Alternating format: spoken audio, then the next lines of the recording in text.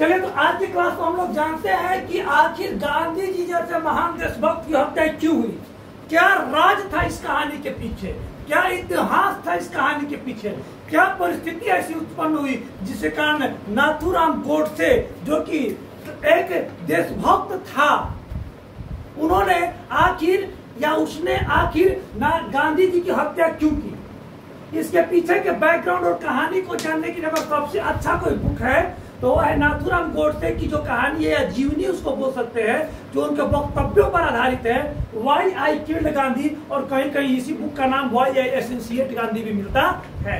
ये किताब अगर हो सके तो आप लोग जरूर पढ़िएगा। इस बुक का समरी मैं आपको मौजूद करा रहा हूँ अपने चैनल पर और अपने क्लास में, और जानते हैं क्या कि गांधी जैसे देशभक्त की हत्या क्यों हुई। बात शुरू होती है गांधी जी के शुरुआती दौर से।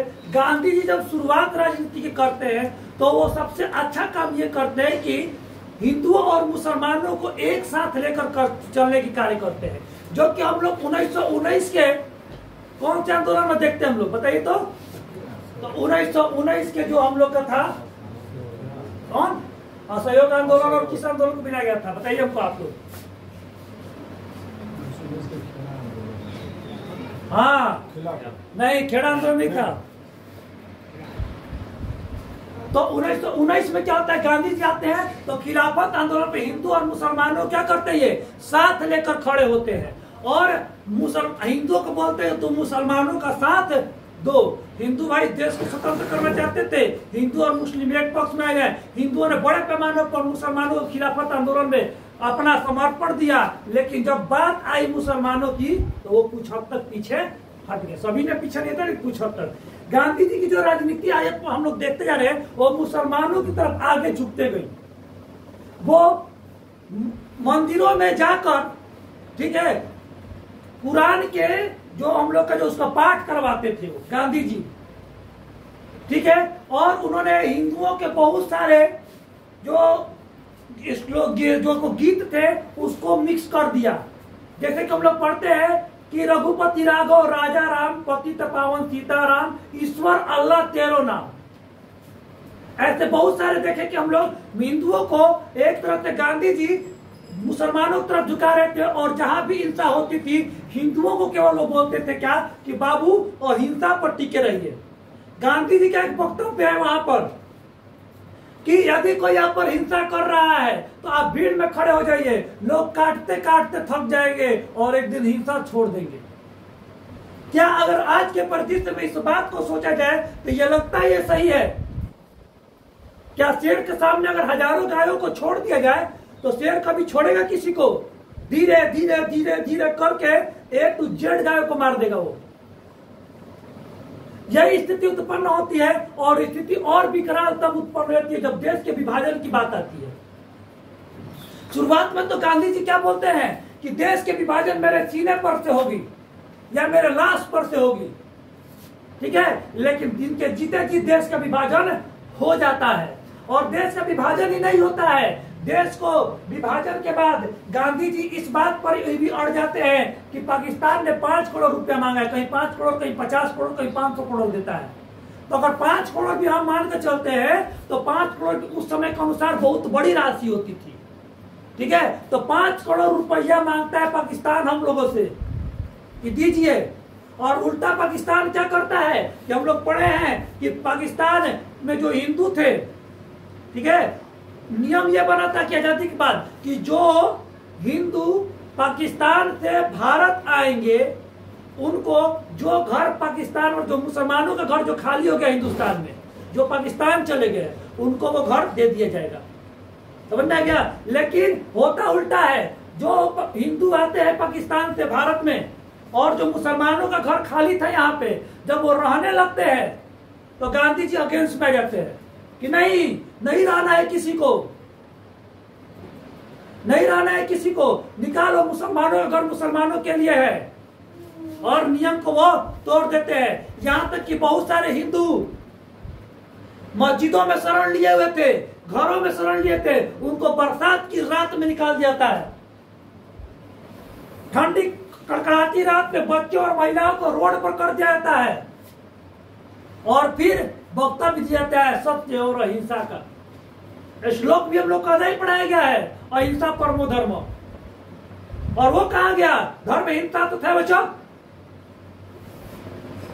अहिंसा परम धर्म है। लेकिन कोई अगर हमारे ऊपर हिंसा करता है तो हिंसा का प्रत्युत्तर देना भी धर्म ही है। लेकिन हिंदुओं को गांधी जी के वक्तव्यों के द्वारा अगर देखा जाता है, इस किताब का समरी हम बता रहे हैं, ये मेरा आइडियोलॉजी नहीं है, इस किताब के समरी के अनुसार हिंदुओं को हिंसा का ऐसा पाठ पढ़ाया था, अहिंसा का ऐसा पाठ पढ़ाया जाता है कि हिंदू जो है वो नपुंसकता की ओर बढ़ने लगते हैं।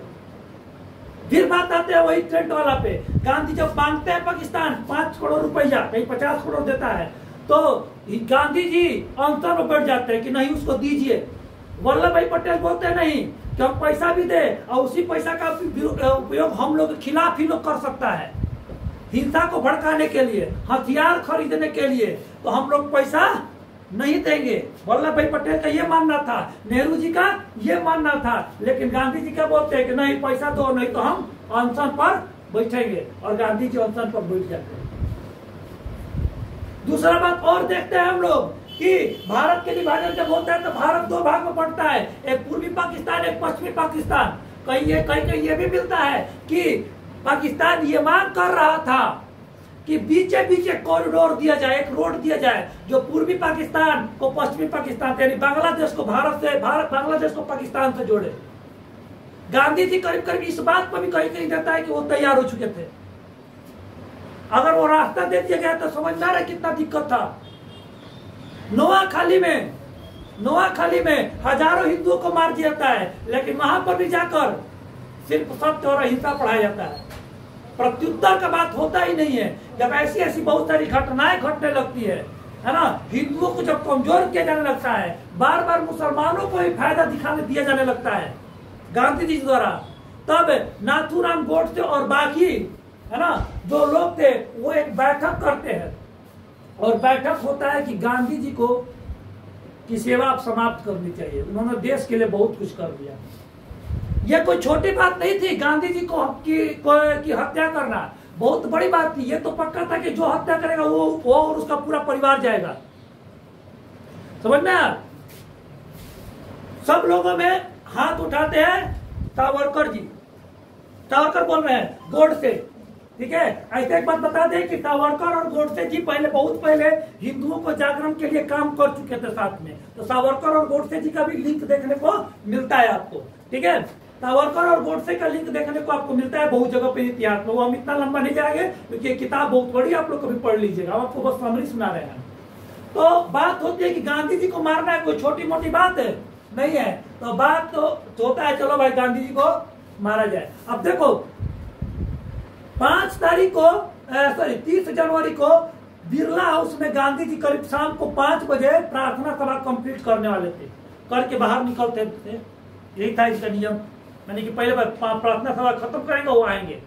अब गोडसे वहां पर बंदूक लेके पहुंचे। पहला सवाल मेरा, जब पता है कि गांधी जी पर पहले भी हमला हो चुका था, 5 जनवरी को उनके सभा में बम विस्फोट किया गया था इस किताब के अनुसार, तो और पुलिस का बैठा देना चाहिए था पहरा, लेकिन नहीं।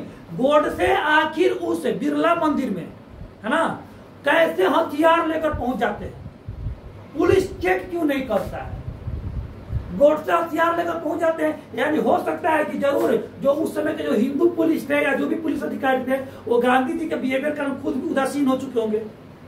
उन्हें ये दिख रहा होगा कि किस तरह हमारे भाई बहनों को काट काट कर गाड़ी में रेल से भेजा जा रहा है, औरतों के साथ बलात्कार किया जा रहा है, लेकिन यहाँ पर चुप तक नहीं बोला जा रहा है, केवल मुसलमान हितैषी का बात किया जा रहा है। यहाँ पे पाकिस्तान की कहीं निंदा गांधी जी का नहीं सुनेंगे आप लोग। किसी भी वक्तव्य में कोई भी हमको दिखा दे कि गांधी जी ने पाकिस्तान की निंदा की हो, नहीं मिल सकता है। अरे समझ में? तो उसके बाद क्या होता है कि वो बैठते हैं, नाथूराम गोडसे बैठते हैं, गांधी जी से 5 कदम दूर रहते हैं, ठीक है। फिर कहते कि हो सकता है कि चूक जाए, फिर 2 कदम आगे बढ़ते हैं, 3 कदम की दूरी पर, यहां से कुछ दूरी पर गांधी जी का चरण स्पर्श करते हैं, क्योंकि उन्हें इस बात का दुख था कि मैं एक ऐसे राष्ट्रभक्त को मार रहा हूं जो देश के आजादी में बहुत बड़ा योगदान दिया हुआ है। गांधी जी के योगदान को हम लोग नहीं भुला सकते हैं। योगदान बहुत बड़ा था, और गलती 2-3% था, लेकिन वो गलती बहुत बड़ी हो चुकी थी उनकी। योगदान 97% था उनका, बहुत बड़ी योगदान, तो उसको कोई नकार नहीं सकता है। यहाँ तक कि नाथूराम गोडसे भी अपने किताब में गांधी जी के योगदान की सराहना करते हैं। इस किताब में आप लोग पढ़िएगा, ठीक है। हम केवल समरी बताते हैं, अभी नहीं बताए कि हम जो बता रहे किताब में A to Z है, पढ़िएगा इस किताब में। तो गांधी जी वहां पर गांधी जी को क्या करते हैं, साइड में 2 महिलाएं खड़ी होती हैं, नाथूराम गोडसे धक्का देते हैं दोनों महिलाओं को और 2 गोली मारते हैं गांधी जी को, और गांधी जी वहीं जमीन पर पड़कर हे राम बोलते हैं और उनके प्राण छूट जाते हैं, समझ में आया। लेकिन वहां पर मारने के बाद चाहते हैं, वो ऑटोमेटिक बंदूक थी नाथूराम गोडसे के पास जिसमें 7 गोली अट सकता था, 2 गोली मारते हैं, चाहते हैं नाथूराम गोडसे तो वहां से फायरिंग करते हुए निकल सकते थे, ठीक है, लेकिन वो भागे नहीं, बंदूक को जमीन पर रख के आत्मसमर्पण कर देते हैं। लेकिन फिर भी पुलिस वाला डरे उनके पास नहीं आता है। लेकिन कुछ देर बाद पुलिस आता है, उनको गिरफ्तार करता है, और इसमें बहुत सारा प्रश्न चिन्ह आता है कि इसको गिरफ्तारी में क्यों लेट हुआ, ठीक है। गिरफ्तार किया जाता है, और जब पोस्टमार्टम किया जाता है तो गांधी जी के शरीर में इस बंदूक से मात्र 2 गोली निकला था, लेकिन इस किताब के अनुसार बता रहे गांधी जी के शरीर में 3 गोली मिला था। 1 गोली कौन मारा था पता नहीं, समझ में ना, 1 गोली कौन मारा था वो पता नहीं। लेकिन नाथूराम गोडसे वहां पर सरेंडर करते हैं। नाथूराम के पूरे परिवार को वहां पर लोगों के द्वारा सजा दी जाती है, बहिष्कृत किया जाता है, वहां पर भाई को भी साथ ही बहुत अत्याचार किया जाता है। देखिए नाथूराम गोडसे ने सही में बहुत बड़ी गलती की, ऐसा तो नहीं करना चाहिए था। वो बोलते हैं अपने एक स्टेटमेंट में कि मैंने जो भी ये काम किया है पूरे होशावश में किया है और मुझे इस बात का कोई मलाल नहीं है। एक बात चलिए, जो जिस गांधी जी ने पाकिस्तान को बनाकर सौंप दिया जिन्ना के हाथों, जब गांधी जी मरते हैं तो जिन्ना उनके बारे में जानते हो क्या स्टेटमेंट देते हैं, एक महान हिंदू राष्ट्रवादी नेता मारा गया।